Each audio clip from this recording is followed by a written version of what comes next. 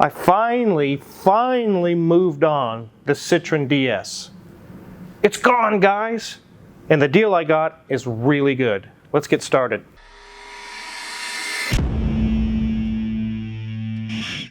So you guys have been following along. You've seen that I've worked on a 1969 Citroën DS. It was blue with a white top. There's a link in the description below to go watch the videos on it. We went through and replaced all the hydraulic suspension, all the green balls, the pumps, got it running and driving very well. I drove it around several times. It's just such a weird, quirky car that it just didn't fit with me. I decided to sell it. We put it up for sale and Crazy D tried really hard to get it sold. But when you have a car like that, of all the millions of people in the world that want to buy a car, only a tiny little pool of people are going to be interested in a Citroën DS. Eccentric, weird, quirky little cars. A very small amount of people are going to want to buy it, unfortunately. So it takes a long time to find those people, and we found them. But we went through 5 people. All 5 of them said the same thing. I really want this car. Car Wizard, consider it sold. Deal is done. And all 5 fell through. One guy even called and said, consider it done. I'll wire the money. I love that car. The price is right. I'll take it. 10 minutes later, he called Crazy D and said, I changed my mind, deal's off. I went and checked with my bank, I can't get the money. It's like, why did you even call us? You didn't even know if you could buy it. Anyways, another guy called, set up an appointment, came and looked at it, asked a million questions, and said, I'll take it, I'll call you tomorrow with the details. We love the car, we'll take it. A whole week went by, we heard nothing. Crazy D tried to call him. He won't answer. We left a message with him, and a day later he called and said, oh yeah, sorry, something came through, I can't buy it. Like, okay. I won't tell all the stories, I'll tell one more. This one's really weird. The last guy we tried to sell it with said the same thing. I love the car, deal is right, price is right. My dad had a lot of these. It's sentimental value, it brings back memories. I want to relive those memories of my dad who's passed on. He's gone now. I'll take the car. I'll take it. I'll wire you the money. A week went by. I checked my account. Nothing. So Crazy D called him and said, hey, we're waiting on that money. Are you ready to seal this deal? Oh, I just haven't gone by the bank. I forgot. You forgot. Okay, well, let's get this deal done. We've got other people interested. If you want it, let's get it moved on. He said, I'll go tomorrow, I'll get the money wired, and we'll get this deal done. I checked, and towards the end of the day, it finally came through. It should have been multiple thousands of dollars. You guys remember the price I asked in the previous videos. I was expecting to see that amount. I saw $500. That's it. $500. So Crazy D calls the guy and says, hey, we're expecting, some odd thousands of dollars. Why did you only send $500? The guy said, that's the money I sent for you to hold the vehicle because it's going to take me a few months to work up the money. We're like, no. You told us you had the money, deal's done. We're not just taking $500, but we're not holding it for you. Finally, I found someone who wants the car and had a car that I've always wanted since it was new when I was 11 years old. Eurasian Bob. He came to the rescue. He said, I really want that car. I want to finish up a few things and maybe resell it or keep it. He hasn't decided what he wants to do with it. But there's been a car in this shop 8 months ago that we did service on it, and there's a link description below for that as well. We did a trade. Deal is done. The Citroën is gone. Let me show you the really cool car that me and Eurasian Bob worked a deal on.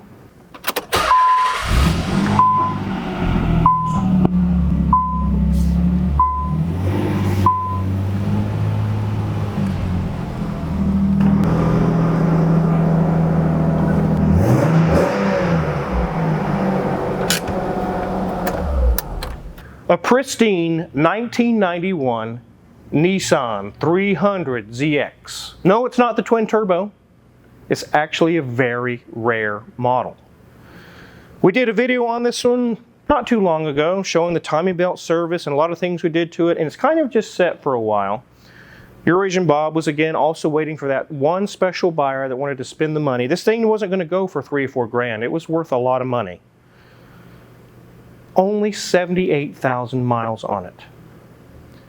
It's a manual with the really sweet cloth interior, which you would think that was a downgrade, but here in 2024, a lot of cars are coming out now with really sweet cloth interiors that have kind of a pattern ingrained in them.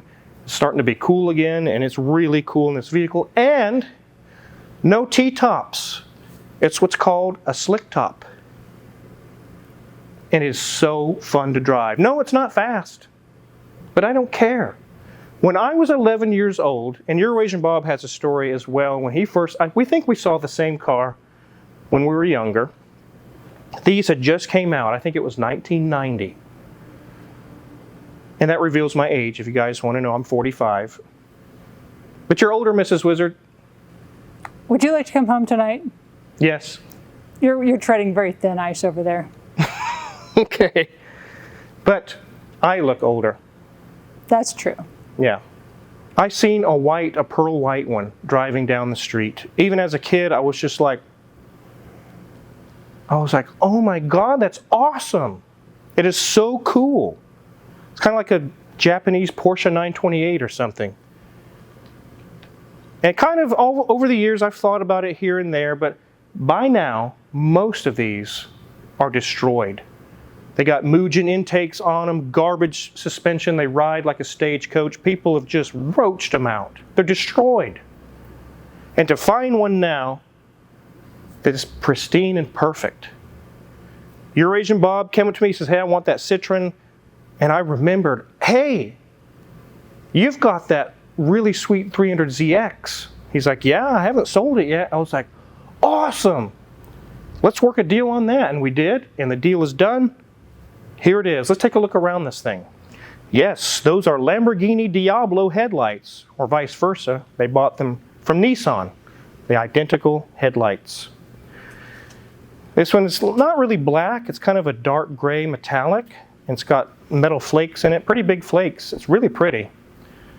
As we go along, it does have a few small paint chips here or there, but the wheels don't have any road rash on them. They're in very good shape. It's not rusted out, it's not beat up, nothing's caved in. The whole car is in really good shape. This view right here is my favorite view of the 300ZX. It really showcases how they design these cars. One of the first cars they used computers to design it, CAD computers. A Cray 2 supercomputer is what they used. As you come around to the back, you can see it's just a 300ZX. It doesn't have a rear spoiler. It doesn't say twin turbo right here. It's just your base 3-liter VG 3.0, or 3.0 I should say. But look at that, guys. The paint shines, it's pretty. No serious gouges. There's not many of these left in this condition. Let's go ahead and open the hood. Here is our VG 3.0 3000 V6 3000. It says twin cam 24 valve. Daniel's son actually did the timing belt, water pump, and serpentine belts and everything on this the last time it was here. It's been fully serviced, ready to rock. This engine only has like 222 horsepower and like 198 pound-feet of torque. It is not fast, but it's plenty of power for what I want to do, and it drives so good. I really love this car. As you can see underneath, it has all the labels intact. No one's tried to spray paint it with AutoZone spray paint. All the labels are there, even the ABS label. One of the first years for ABS. Even the hood insulation is intact, and even all the labels there are still intact. It's basically like a new car under here. It even smells brand new. And thinking of that, take it away, Mrs. Wizard, and show them the really sweet cloth interior. There it is, 78,302 miles. That's it. Very simple gauge cluster, nothing fancy going on back there, but look how clean it is. One thing that's really cool is the key. It is titanium, and it says 300ZX on it. Kind of a neat design, kind of got something different than what we're used to seeing on cars. But as we look at the dash, really good shape. I mean, how many of these of this era are looking a little not so nice? There's some of that, but it's already showing up, covering up the glove box. Let's go ahead and open it up. And got, you know, there's an owner's manual in there. It's got some other paperwork. This is a one-owner car.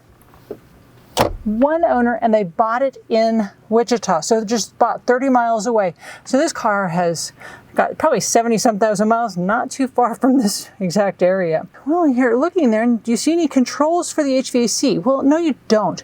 We have the stock Bose radio there, which the Wizard has already purchased a Bluetooth adapter so he can listen to his music. Got a nice little hidey hole there, which is convenient for cell phones, even though they really didn't exist in the 90s, and a small clock. And that clock is one of the items that does need to get fixed, and he has a new one on order. I know that it's not turned on, but it doesn't ever turn on. So that's one thing he is replacing. So if we look here, do you see anything that says controlling the HVAC system? No, of course not. It's the 90s. It's over here. Yeah. What would have been on a stock, it almost looks like a stock, is where we control our windshield wipers. As we move up, there's our controls for our climate control. We can choose our fan and where our blend doors are pointing, but it does have auto climate control. And we do have a digital display there that shows what temperature has been selected. And then we have our hazard light above that. On this side is where we control our cruise control and our lights. And again, another that looks like a stock, but it's not a stock. That's weird. We do have some stocks that come off the back of the steering wheel. We have one for our high beams, and there's where we actually control the cruise. Weird. Here is what makes this car fun. This is a 5-speed manual. And those of you that have watched Wizard videos in the past are like, well, he doesn't like a manual. No, he doesn't. But this thing drives so easy. It is such a smooth clutch. The second you let up, it just starts to go. Not very fast, but it does get you moving down the street. As we move back, we have an ashtray, we have controls for our rear view mirrors, we have our rear defrost, and our armrest is even covered in cloth. And I would lift it up, but that lock underneath there is really difficult to open. The Wizard needs to address that, and there's nothing in it. Sorry. And here's more of the cloth seats, yes.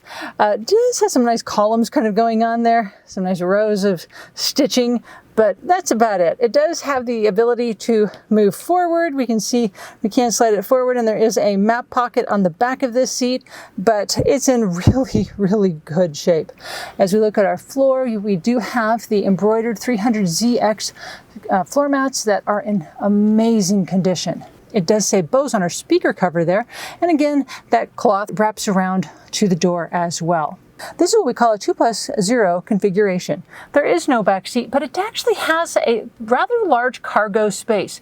Yes, that is just a plain, simple vinyl floor mat, but it keeps that carpet protected, and that's what the Wizard is wanting to do.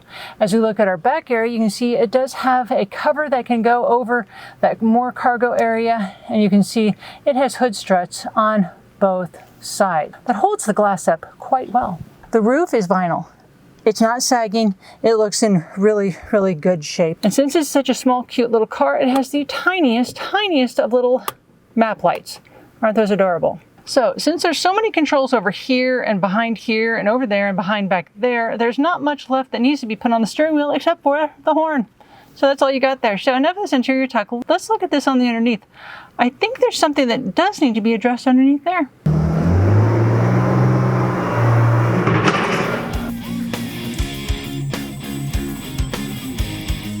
The underneath of this car is equally just as nice as everything you just saw. It's like a new car.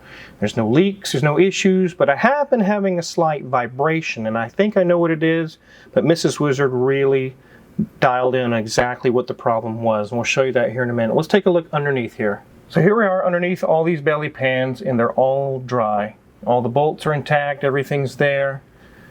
When we take a look at these wheels, you can see all the nuts, all the bolts, everywhere still have the yellow plating still on them. It's like almost brand new.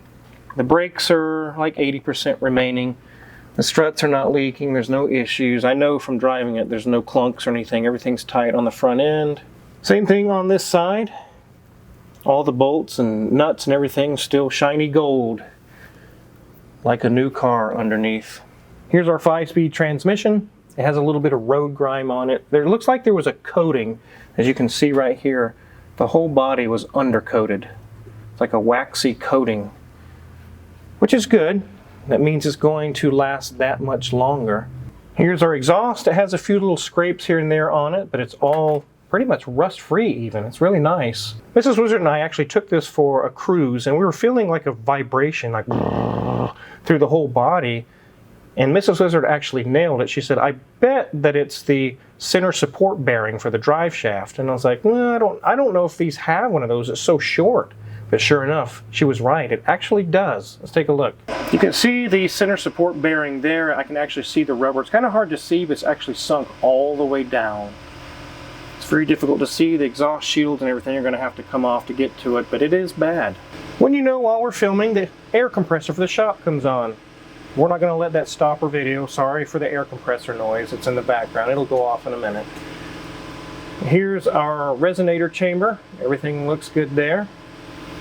The exhaust is all intact. One thing I really like about that, it's not been hacked up and it doesn't have some off-brand glass packs or something on it. It sounds like a fart can.